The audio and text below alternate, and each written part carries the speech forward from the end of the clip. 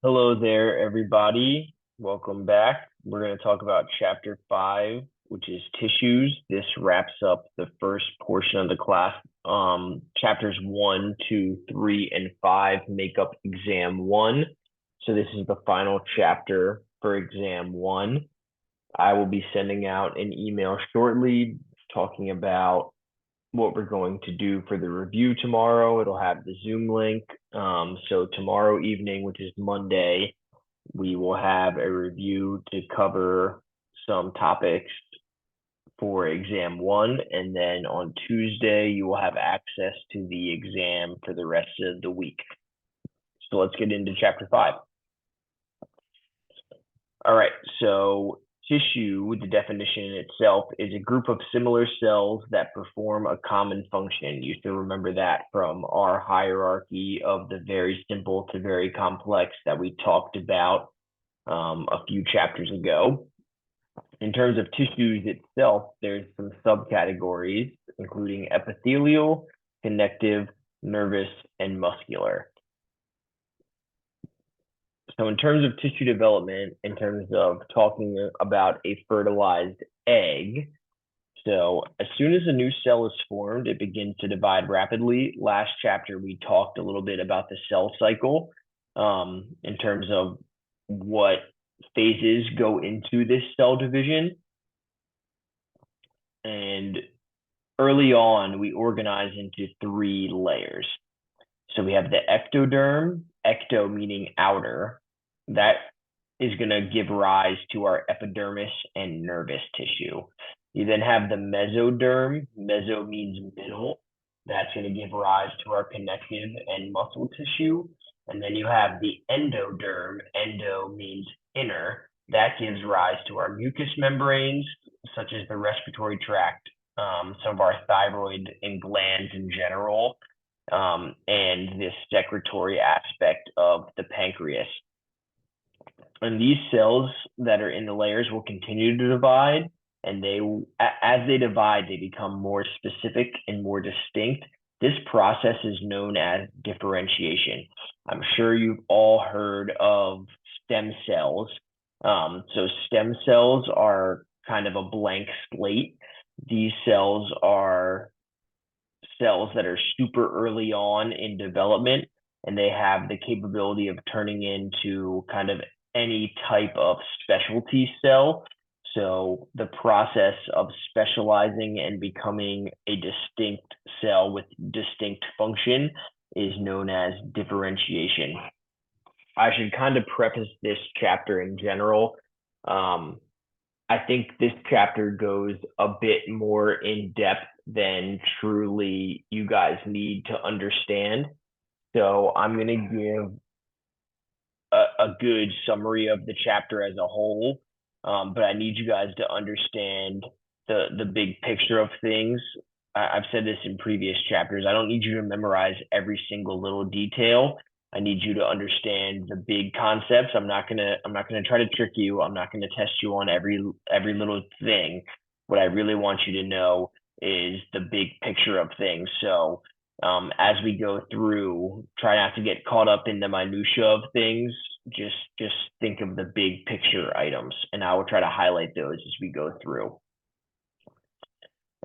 Differentiation is definitely one of those big picture concepts. So understanding that as the cell goes from a fertilized egg to a full human being, for the cells to specialize, they are going to go through the process of differentiation. All right, so the first subcategory we're going to talk about is epithelial tissue. So this is what covers our body's surface. So it is including our skin. It lines our cavities and organs. It helps to form glands. It's exposed to the environment on the top or the surface. That's what I mean when I say it makes up our skin. And it also adheres to the connective tissue on the bottom. So underlying epithelial tissue, you'll have your connective tissue. So epithelial tissue is further broken down and classified by cell shape. You have squamous cells, This is a squamous cell down here. They're flat, plate-like, and it comes from the word scale. So if you think of scales on a lizard being the skin, our squamous cells are our scales or our skin. So because they're thin, they're really good at diffusion or areas that need layers of protection. We'll get into a little bit more detailed breakdown of squamous cells themselves, but because they don't have a ton of surface area, it's very easy for materials to diffuse back and forth between them. Another category within epithelial tissue is your cuboidal cells. If you look at the picture, you can tell why they're known as cuboidal. They're a cube, and they're kind of associated with secretion. And then you have your columnar cells. Again, based on shape, you can see why they're called columnar because it forms a column, kind of like a rectangle, nice and tall. And so these are found in areas, again, where you see secretions, and they're also good at absorption. So the larger surface area here makes them good at absorbing. And like I said, they're also good at secreting material in certain areas. And we'll get into a little bit more of the function in the next few slides. All right, so these are some examples of our epithelial tissue. So here you see the tall rectangles. These purple dots or bluish dots are your nuclei. So those light up a little differently. And then you see kind of that tall rectangle shape. Those are columnar cells. B here, you still see those nuclei, that bluish purple. But you see that's a little bit more of that cuboidal or square shape. Lumen here, that term, that just kind of means a space. And then here you see, in this case, squamous cells. This is more of a stratified squamous because they're semi-stacked on top of each other. But you see they're nice and flat there. One characteristic of squamous cells is that they kind of lose their nuclei because they become a thick protective barrier. And then if you look here and follow along here, this kind of transition area or bottom portion of the squamous cells is known as the basement membrane. So basement, easy to remember because it's the bottom. You then see a lot of tissue and cells underneath. This is your connective tissue. So we'll get into connective tissue as we go further into the PowerPoint. But if you remember from earlier, we talked about squamous cells kind of being the surface layer and them having connective tissue underneath. So this is a good example of how that squamous cell transitions into connective tissue. So you have squamous cells, which are epithelial tissue on the top. They kind of stack on top of each other. You have your basement membrane, which is this transition area. That's where the squamous cells are attached to. And below that basement membrane, you see connective tissue. All right, still talking about epithelial tissue. Another classification outside of shape is the layers. So simple squamous means that every cell here touches the basement membrane. You have a nice thin layer. Excuse me. So you have a nice thin layer here, considered simple squamous. And stratified basically means stacked or layered. So not just one simple layer, you have a lot of layers on top of each other. So to go back to this example, if we just saw this one layer here that's attached to the basement membrane, that would be simple squamous. But because we see this stacking here, this is an example of stratified squamous. Everything's not necessarily touching this bottom layer or basement membrane. So because it's there for protection, we see stratified more often than simple because we have multiple layers of these squamous cells that are present for protection and other functions. So you see, this is your basement membrane, this little tiny border around here. and we have a lot of squamous cells stacked on top.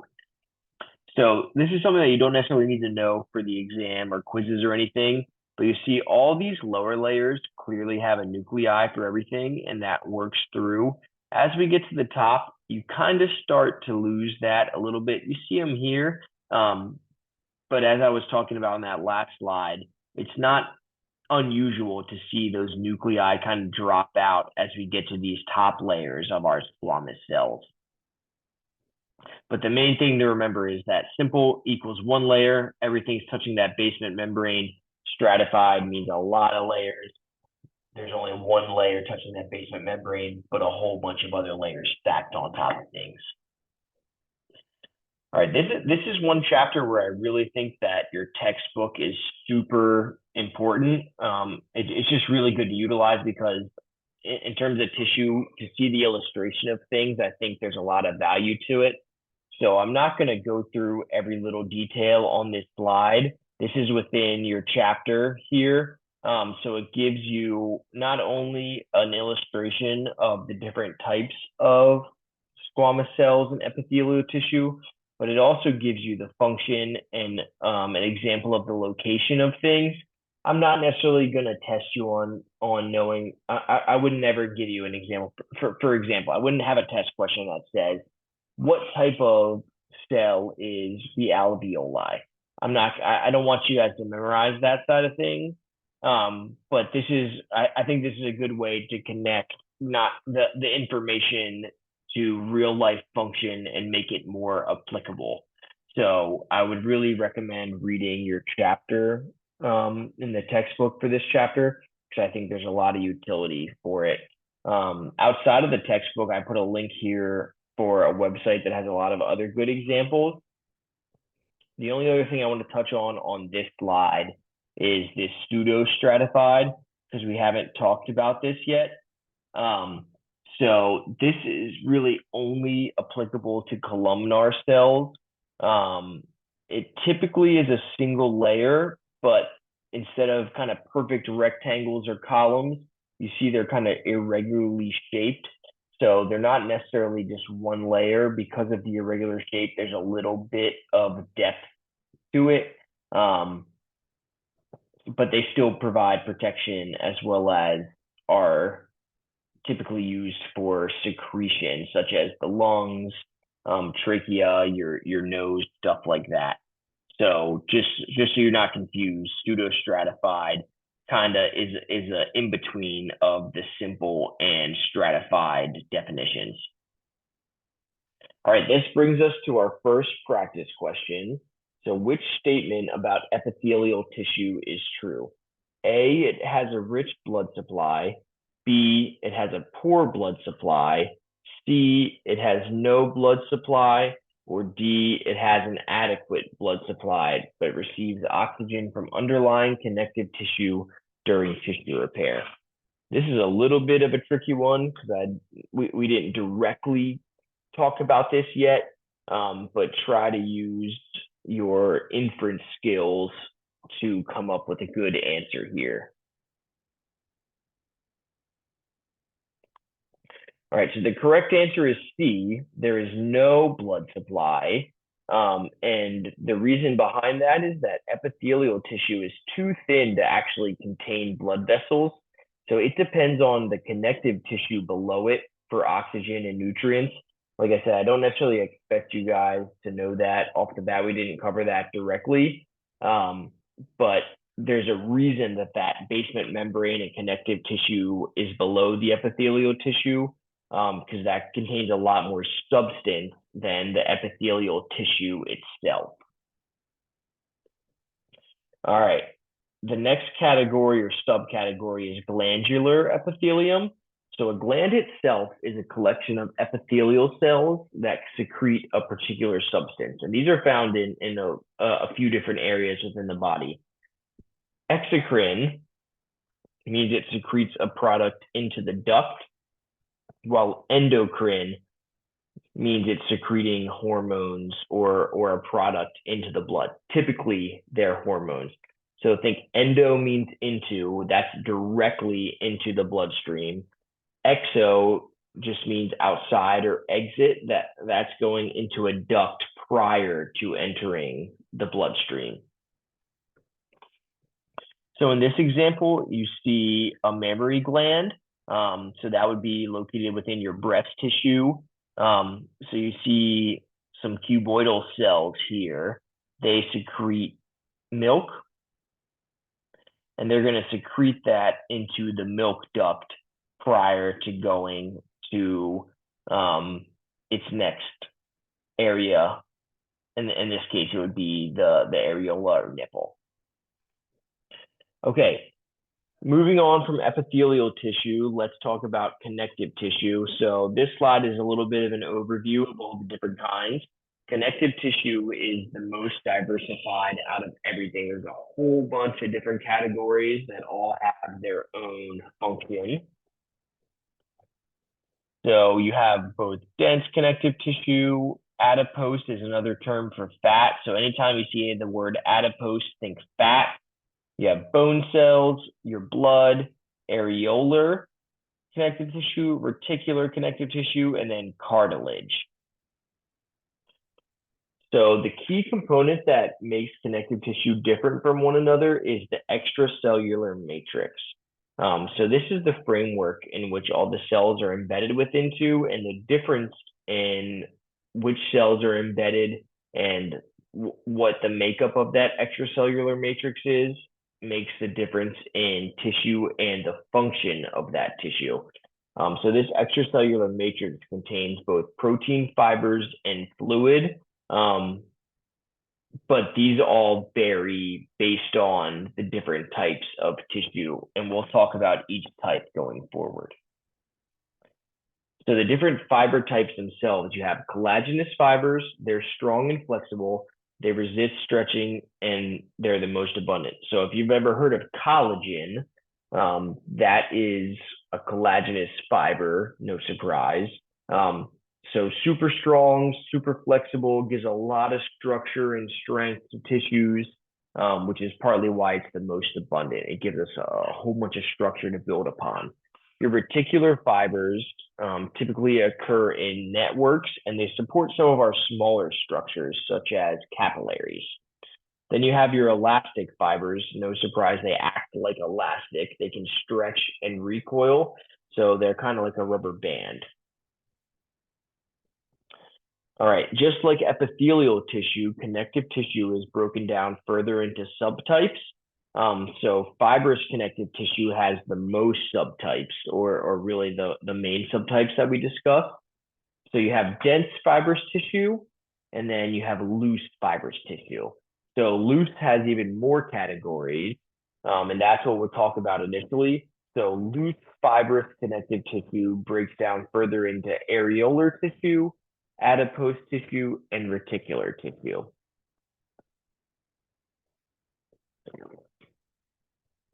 Okay, so we're going to talk about the different types of loose connective tissue, areolar being that first subtype. So there's collagen and elastin. Elastin sounds like elastic, and that's how it acts. So that's that stretch component to things.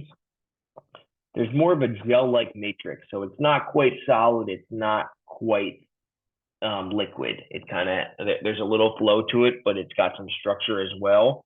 Its main role is to connect adjacent structures. So it's going to be directly underneath our epithelial tissue. It tends to surround blood vessels, nerves. Trachea is a good example. It gives a little bit more support. Adipose, like I said, that is your fat cells. So anytime you see the word adipose, you want to think fat. Those terms are almost kind of interchangeable. So just like lipids or fat tissue, their role is protective padding. It can store excess calories to later be turned into energy, and it's also insulation to help us conserve heat. So adipose and fat. So fat is lipids. So think of those all kind of in the same realm. Then you have our reticular tissue. That's those reticular fibers or support fibers in cells. So it kind of forms a framework for multiple things. So good examples in the body are your spleen, your lymph nodes, and your bone marrow. All right, moving on to dense connective tissue. The reason or the big differentiation between loose and dense is the way that collagen fibers are packed. So dense connective tissue have really tight packing of the collagen fibers.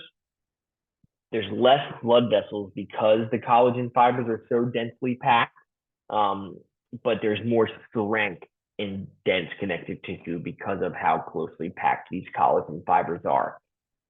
So because there's more strength, its role is to form things such as tendons, which connect muscle to bone. They form ligaments, which connect bone to bone, and they form fascia. Fascia is kind of a general term. So fascia really it surrounds tendons, ligaments, it surrounds muscles, it kind of fills in some of the spaces and surrounds organs. It's a protective capsule around multiple things. So fascia is a really strong tissue. This brings us to question 2. What type of tissue lies underneath almost all epithelia and connects tissues and organs together? You have A, adipose, B, reticular, C, areolar, or D, dense connective. You have the correct answer is C, areolar. So adipose tissue, remember that's your fat. That's found underneath the skin. It's known as subcutaneous or below the skin, but it doesn't do connection. It's more of your protection and your insulation. Reticular tissue, that's your support tissue. So that provides a supportive framework. Like we said, one of those examples is the spleen. That's not the only spot, but that's a good example. And then you have dense connective tissue that forms tendons and ligaments, and it provides really durable support, but it doesn't necessarily connect tissue. So let's go back up for a second. So remember, areola is going to connect adjacent structure. That's its primary role. Directly under the epithelia, surrounds blood vessels, nerves. Your trachea is another example of this. And it has both collagen and elastin. So it has a good mix of strength as well as flexibility. All right, moving on to cartilage. So this is not considered loose or dense connective tissue. Cartilage is its own category of connective tissue. So the base cell in cartilage is known as a chondrocyte. So that's an individual cell or an individual cartilage cell is a chondrocyte. So it has a rubbery and flexible extracellular matrix, no blood vessels. So the big thing to know with no blood vessels is that it doesn't really have a great source for nutrients and oxygen and other things that the blood provides. So when cartilage gets damaged, it's a lot harder to heal. That's when I'm sure everyone's heard of arthritis. Arthritis is a breakdown of the articular cartilage or hyaline cartilage. And because there's not a great blood source or nutrient source, it's hard for the body to be able to repair that damage. So breaking down the types a little bit more, hyaline cartilage, as I just said, is known as articular cartilage. So you find that in all your joints. This is the most common type of cartilage found within the body. There's a membrane known as your synovial membrane that surrounds this cartilage and gives it some hydration and nutrients. Then you have elastic cartilage, which is some of your flexible support. So the external ear is a really good example of this. Your epiglottis, which is that little punching bag that hangs down in your throat. That's another example. And then you have fibrocartilage. This is the strongest form. A good example of this is the intervertebral discs between your spine. Another good example is your menisci within your knee. So they really do a good job of resisting compression and absorbing shock. So they're in areas that take a lot more movement and strength to them. All right, our next category is bone. Again, this is a category of connective tissue, but does not necessarily fall directly under loose or dense. It's its own category. Another word for bone tissue is osseous tissue. So just like cartilage tissue has chondrocytes, bone tissue or osseous tissue is composed of osteocytes. And this extracellular matrix has a lot of collagen and mineral salt crystals, so that gives it a really strong and inflexible structure. Of course, I'm sure you've heard that bones need calcium for strength, so it serves as a storage site for that calcium. And then within the cells, or the central portion, is bone marrow or red marrow, and that's where red blood cells are originated from. So not only are your bones important for structure and movement and all that good stuff, but they're also the site where your blood cells are created. Moving on to blood, I think it's our last category of, not quite our last category, but it's another category of connective tissue.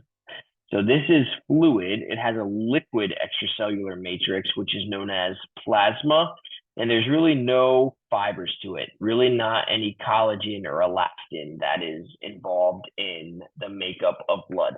So in this picture here, you see a microscopic view of blood. So all these guys here, these little circles, are your red blood cells. These bigger ones here, where you see that bluish purple dye, those are white blood cells. So that's your defense system. And then all this white stuff in between is your plasma. That's that liquid extracellular matrix. All right, next one is nervous tissue. It's found in the brain, spinal cord, and nerves. So it's highly conductive. It has a really high surface area versus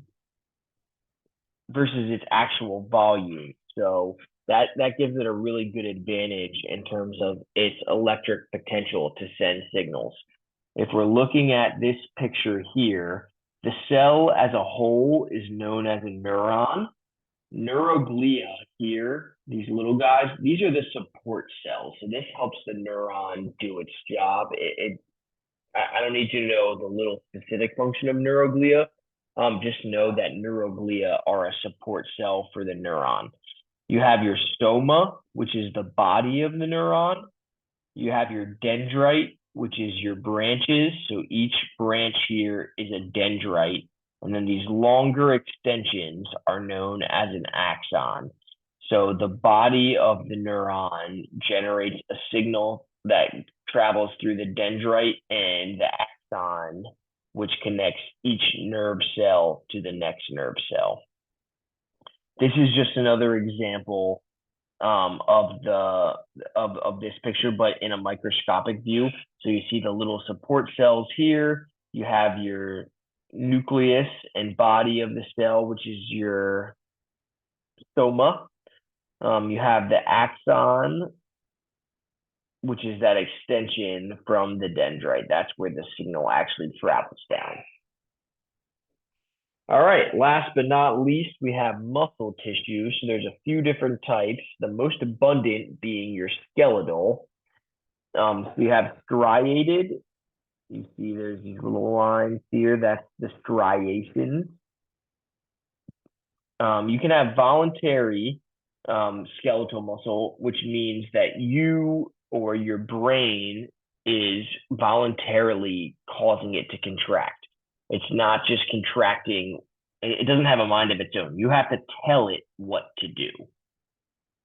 Your cardiac muscle, on the other hand, is involuntary. You don't necessarily have to think about making your heart beat. It does that naturally. It does that on its own cycle. And part of the way it does that is what is known as intercalated discs.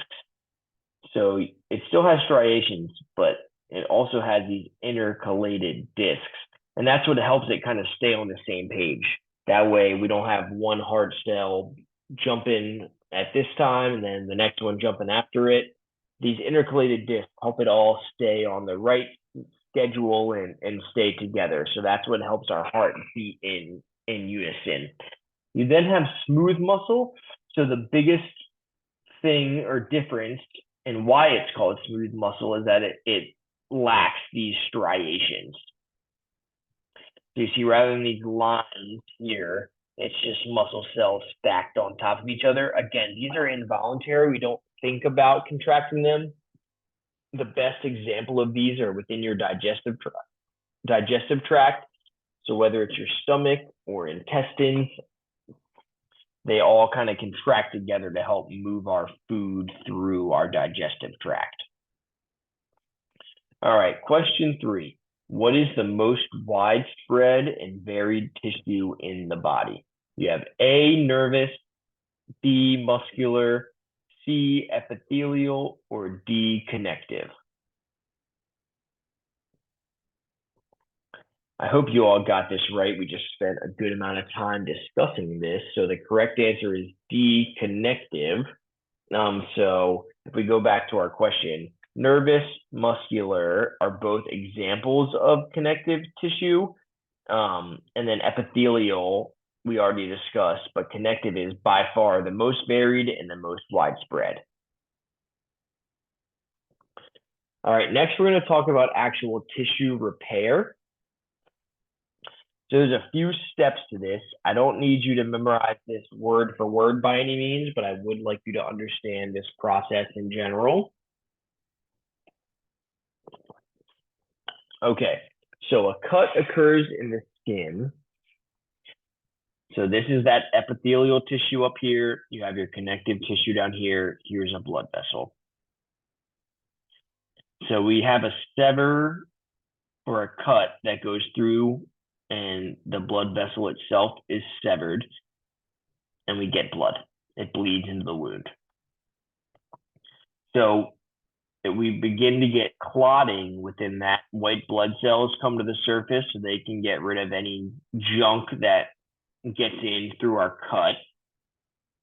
So that's our the way we prevent bacteria and debris from actually invading into our circulatory system. So we start getting a blood clot, and then at the very surface, we get a scab, which is a drying of the blood. We move down here to our next picture. And so we get healthy tissue that surrounds the wound. That's going to pass nutrients and proteins and all the good stuff that we need to be able to heal up that cut. And so this is known as granulation tissue.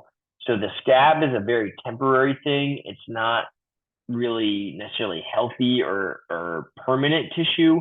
It's just to kind of close the gap while everything that we need to heal, or such as our nutrients and proteins, are able to get to where we need them to get to.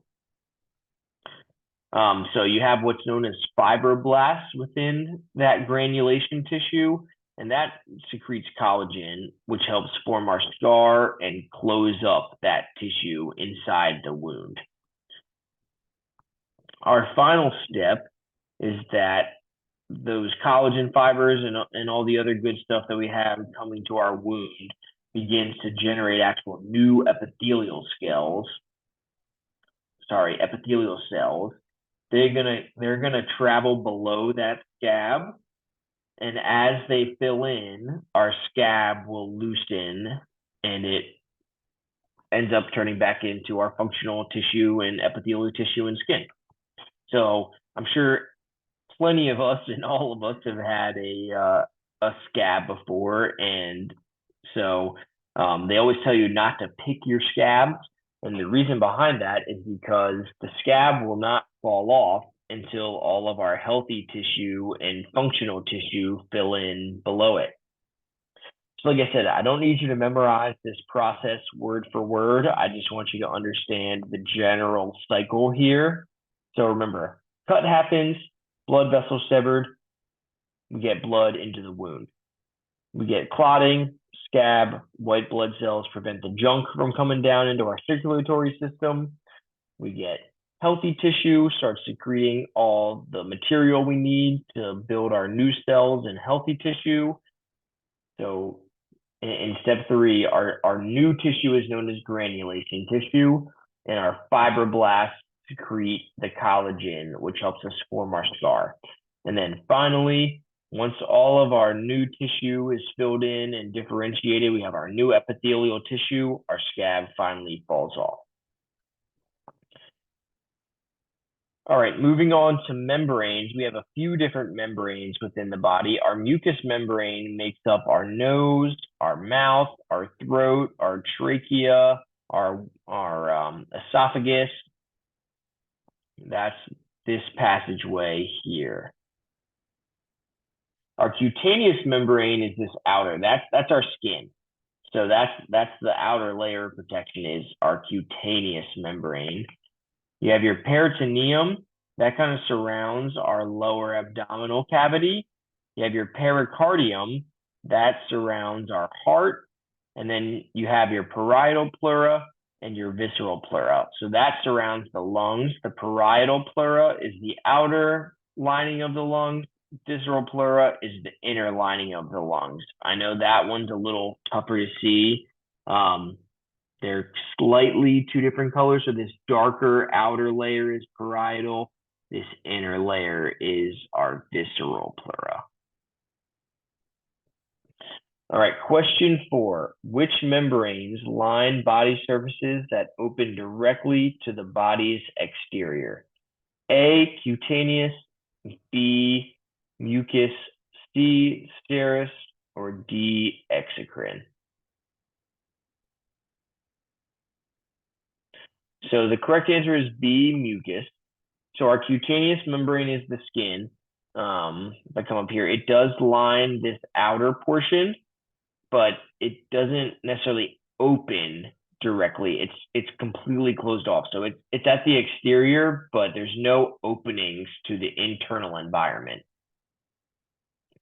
So our serous membranes, they do line some of the closed body cavities and they cover a lot of organs, but again, there's no opening to our external environment. Those are completely closed off.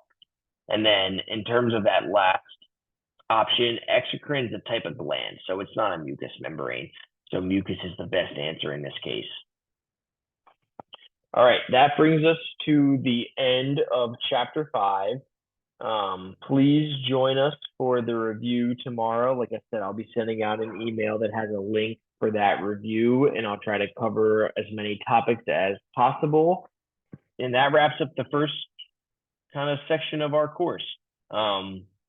If anyone has any questions about things, whether it's this chapter or any of the previous chapters, please reach out to me via email. I'm happy to set up a meeting with you or answer any questions I can through there. And I hope you guys have a great week. Thank you.